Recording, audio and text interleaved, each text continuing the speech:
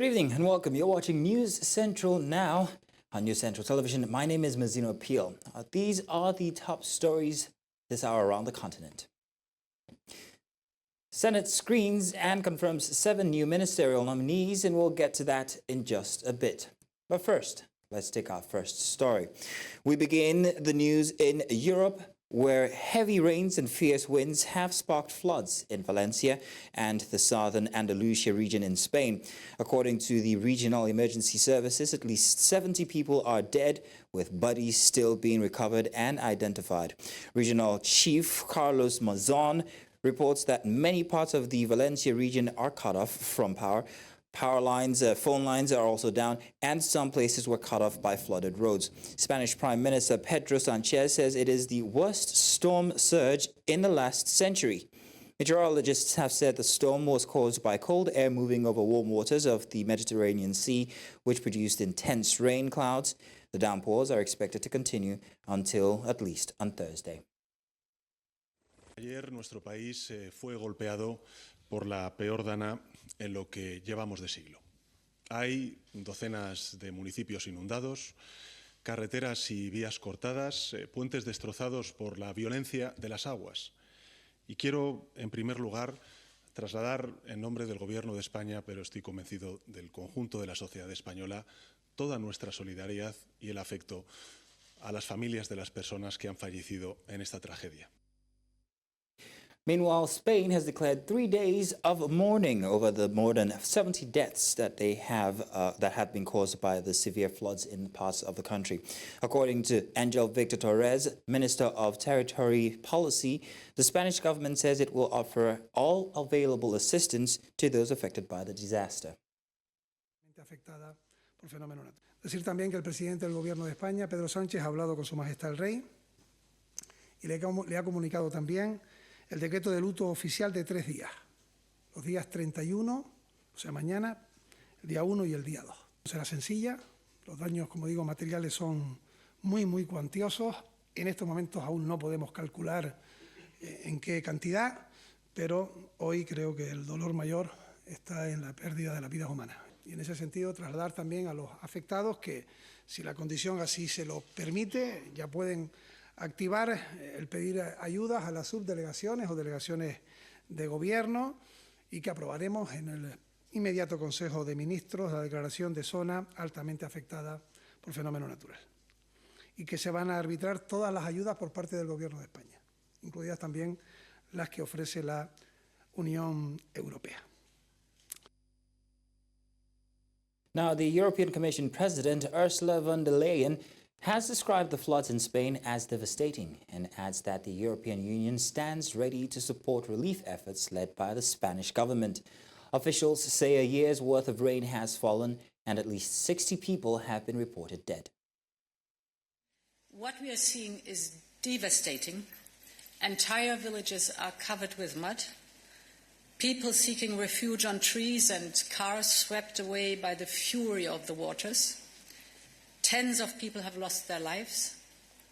Thousands are displaced. And therefore our thoughts are with the victims and with the families and their friends, but also with the rescue teams. The rescue teams are working tirelessly to bring as many as possible to safety. And Europe is ready to help. We have activated our Copernicus satellite system to help coordinate the rescue teams. And we have already offered to activate our civil protection mechanism. And now to health matters. Health Security Agency UK HSA says a single case of the mpox virus variant Clade 1b has been detected in London. There is no evidence of community transmission from the patient, who is being treated at the Royal Free Hospital in London. They had recently traveled to countries in Africa that are seeing cases of the strain in the community. According to Professor Susan Hopkins, Chief Medical Advisor at UK HSA, less than 10 direct contacts have been traced after the discovery, and adds that the risk to the UK population remains low. Strikes hit the eastern Lebanese city of Baalbek and its surrounding areas on Wednesday. Earlier, residents of Baalbek quickly fled their homes following an evacuation order from the Israeli army, making the first time in over a month of conflict that the largest eastern city of Lebanon would be targeted for evacuation and attack. Reports say that the main roads leading out of the city were congested with vehicles as civilians rushed to escape in panic. After nearly a year of cross-border exchanges with Hezbollah, Israel intensified its strike on the group's strongholds last month. And in more news, Pakistan's main opposition party has threatened a nationwide shutdown to get rid of the government if the authorities continue what it alleges is the mistreatment of its former Prime Minister Imran Khan, who has been in jail since August last year. Ali Amin Grandipur, the chief minister of the northwestern province of Khyber Pakhtunkhwa, and a senior leader of the Pakistan Tehreek-e-Insaf party, issued the warning on Monday to the federal government and the government in Punjab province, both led by Prime Minister Shehbaz Sharif's Pakistan Muslim League Nawaz party. And Turkey's President Recep Tayyip Erdogan on Wednesday extended full support for his nationalist allies, appealed to Turkey's Kurds, saying it opened a window of opportunity.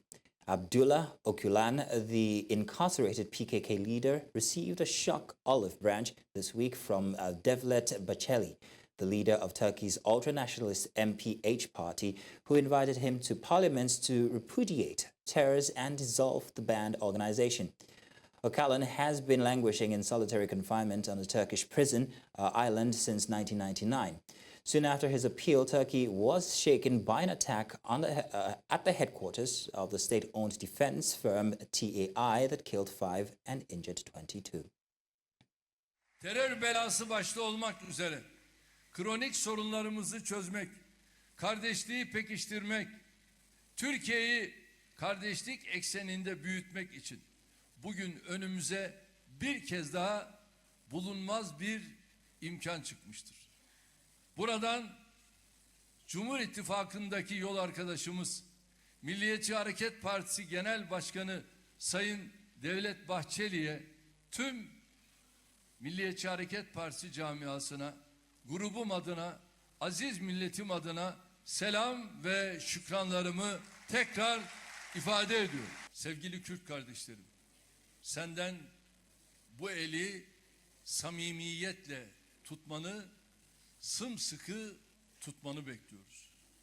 Siyonist İsrail'in aparatlığını, emperyalizmin uşaklığını, Türkiye düşmanlarının maşalığını yapanları aradan çekip çıkarmanı istiyoruz.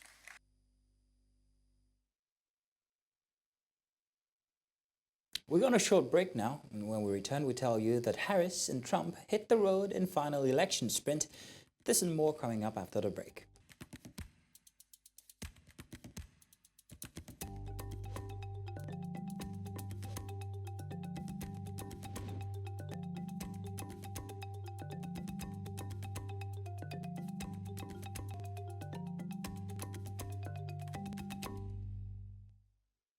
And you're welcome back.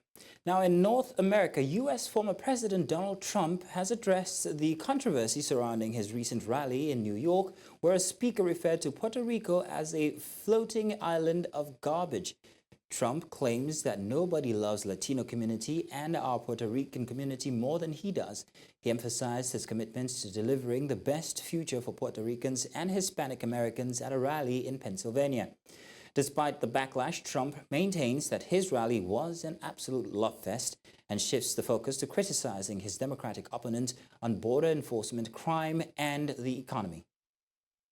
Latinos, and I'm so proud that we're getting support from Latinos like never before. We're setting every record. Hispanics, Latinos. Nobody loves our Latino community and our Puerto Rican community more than I do. Nobody. You know, it's interesting because I've done more for Puerto Rico than any president by far. Nobody close. provided historic funding, and the hospital ship, when they were hit with a couple of really bad ones right in the road. We got the ship over there with thousands of rooms, actually. It was amazing. A floating hospital, the biggest in the world.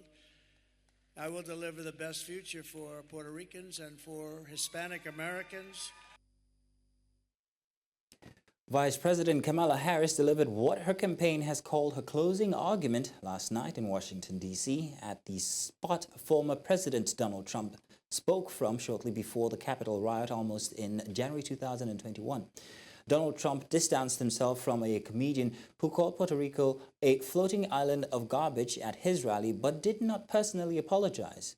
For News Central, Afia Hagen has more.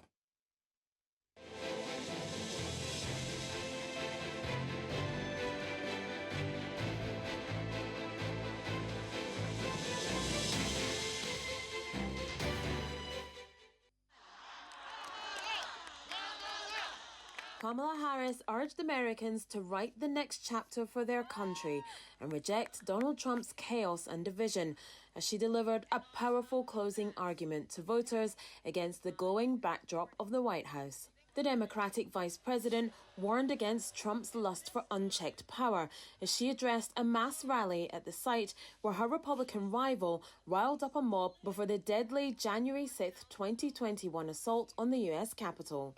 Donald Trump intends to use the United States military against American citizens who simply disagree with him. People he calls, quote, the enemy from within. America, this is not a candidate for president who is thinking about how to make your life better.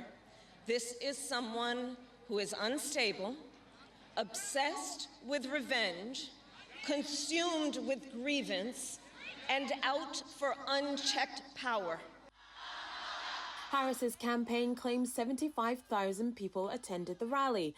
The number could not be immediately verified, but the crowd was unusually large in an election that has seen heavy enthusiasm on both sides.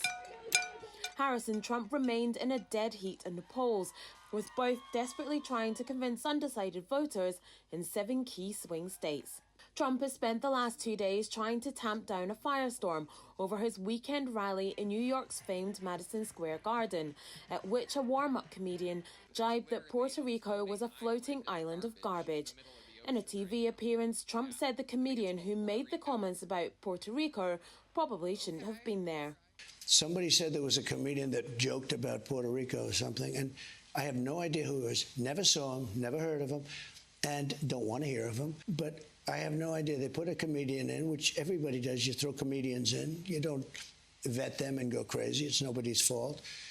But somebody said some bad things. President Joe Biden came under fire for responding to the comments by appearing to call Trump supporters garbage, although he later said he was referring to the Republicans' rhetoric.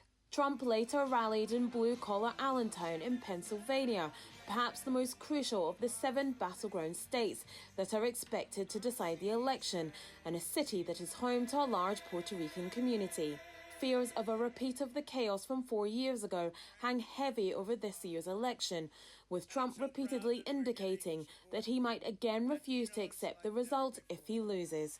For News Central, I'm Afia Hagen. And yet, for more on this, I'm being joined by our international correspondent, Afia Hagen, yet again. Afia, good to have you back again this evening. It's, closing arguments time from what we hear, and Trump is really heating up the polity, let's put it that way. But can you tell us more on what the latest is from the campaign trail today? Absolutely right. It is the closing arguments, final 6 days before polling day. It's worth noting that 54 million votes have already been cast in early voting.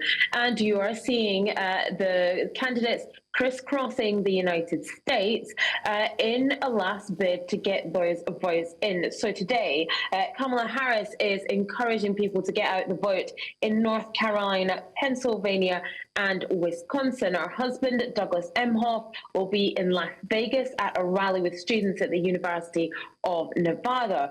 Donald Trump, meanwhile, is pitching in North Carolina and will later go to Wisconsin. His running mate, Senator J.D. Vance, will be at a town hall in Pennsylvania, and the VP candidate nominee Tim Walz for the Democratic Party will be in North Carolina at door-knocking events, and then later on at a concert in Asheville.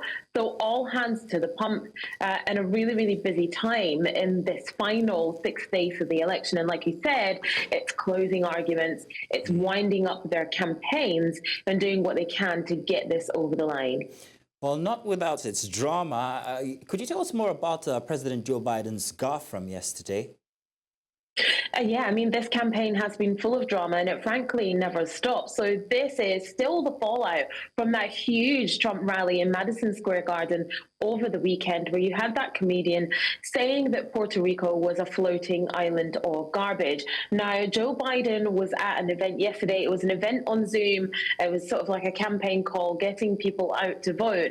And he basically said something along the lines of, responding to that island of garbage comment, he said, the only garbage I see floating out there is his supporters. That's what he was quoted as saying. Now, the White House later released a transcript which included a handy apostrophe and said the president was talking about the words of the comedian and not all Trump supporters. Now, quite understandably, the GOP, the Republicans, have really seized on this. Donald Trump earlier on today at a rally saying, you know, this is what the Democrats think of you. They think that you are all garbage. They think that Trump supporters are garbage. And meanwhile, the Democratic Party playing this down, Kamala Harris saying that she does not condone anybody being persecuted because of who they vote for. And really, this is why we haven't seen much of Joe Biden out on the campaign trail, because he has a habit of making these unfortunate gaffes. Well, regarding that gaffe, and if the situation were reversed, do you think that the campaign managers for Trump would actually have felt any compunction to want to perhaps retrieve such a statement if Trump had made something like that? Well, this is the thing, is that actually earlier on today, I was looking at all the kind of gaffes that have been made along the line. And if you look at what Trump has said about Democratic supporters, you know, saying that anybody who's Black and Hispanic who votes for the Democrats needs to have their head read. You know, he said some pretty terrible things about Kamala Harris and about Democratic Party supporters along the way. So there kind of is a double standard here, certainly. And I think, you know, along the way where we've had Donald Trump not just making gaffes about Democratic supporters, but Kamala Harris herself saying she's a low IQ person, questioning her race. You know, he's never apologized, and he just kind of keeps on down this road. That is his rhetoric. That's his MO. You know, it's about riling people up. And he doesn't apologize. No apology for the comedian making that gaffe. You know, he did that interview with Fox News, which I included in my piece there. And, you know, he's trying to really distance himself from those comments. And that's what works for the Republican Party at the moment. But when you really peel this back, what this is about, especially in these last couple of weeks, is getting in the vote. And only last week, we saw both the Democratic and Republican Party courting the Latino vote at events, you know, especially in those swing states, something that they haven't really done up until this point in the election campaign. And that Latino vote is a huge one, and actually traditionally quite conservative. And so the Democrats, you know, have been accused of taking that Latino vote for granted. But now we could see a shift in that. We could see the people of the Latino community in America, in particular Puerto Ricans, thinking to themselves, well, actually, does Donald Trump deserve my vote? So you could see them not voting at all, voting for the Democratic Party. And that could be damaging in a race where literally every single vote counts. Well, it's that time again every evening when we ask you what the numbers are. We know it's very tight as it sits right now, but what are we expecting today? What is it? And the numbers are even tighter than the last time we spoke. So at the moment, like I said, 54 million people have already voted in early voting and mail-in voting. And at the moment, Kamala Harris has a very tiny lead over Donald Trump, 48% to Donald Trump's 47% of registered voters. So she's ahead by only 1 percentage point. Again, still well within that margin of error. Now, Vice President Harris also maintains a narrow advantage in 2 of the 3 blue wall states that basically represent a path to victory in the Electoral College. And in Michigan, Harris holds a lead over Trump by 48%, and she also leads in Wisconsin, where her support is 51% to Trump's 45%.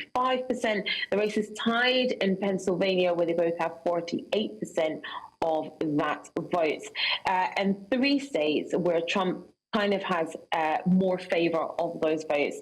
So a small lead, a slight lead at the moment, 48% Harris has over Trump's 47%. But like I said, that is well within the margin of error. It's practically a dead heat at the moment. I want to say thank you very much, then Ifea, for always bringing us the details regarding what's happening in the U.S. Thank you. And now, a final piece of news now. Relatives and supporters of the late councilwoman Marielle Franco and her driver Anderson Gomez protested in front of the Justice Tribunal Court as their alleged murderers faced the first day of public trial in Rio de Janeiro. On March 14, 2018, the charismatic Black and LGBT rights activist turned Rio councilwoman was gunned down in her car. She was 38 years old. Her driver, Anderson Gomez, was also killed in the attack. The world was shocked by the death. The focus soon shifted to organized crime and the potential role of militia. These parliamentary gangs unlawfully amass a fortune in real estate by appropriating public lands and inciting panic in specific districts. Mas hoje a gente vai tentar vencer, que é isso, depois de tanto tempo. Isso não, a justiça pra gente, na verdade, seria se minha mãe estivesse aqui, se Anderson estivesse aqui. Minha mãe foi uma parlamentar eleita com mais de 46 mil votos. Então, o júri de hoje, ele é o primeiro passo para essa justiça, porque a gente não pode normalizar que nenhuma vida seja ceifada da forma que tiraram eles da gente. Então, a gente tá um pouco hoje sem palavras, assim, muito mexido com tudo, porque é reviver aquele momento, né? A gente chega no local do crime, encontra a Marielle como a gente encontrou ainda.